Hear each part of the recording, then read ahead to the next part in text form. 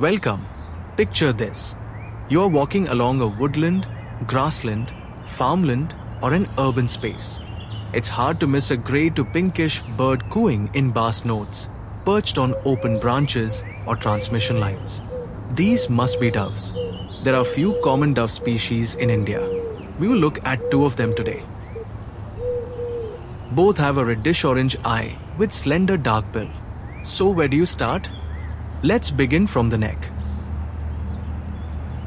Checkered black and white patch, that's the spotted dove. Just a neat black half collar, that's the Eurasian Collared Dove. The spotted dove is warmer brown with a pinkish breast. On the other side, the Eurasian Collared Dove is much paler grey. Let's summarize.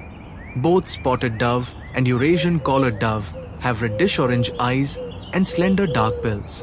Spotted doves sport a black and white checkered pattern on its neck and are pale brown with pinkish breast. Their wings too are patterned in shades of brown. Eurasian Collared Dove, on the other hand, just has a black half collar and are much paler overall. And that's how you tell a spotted dove apart from a Eurasian Collared Dove.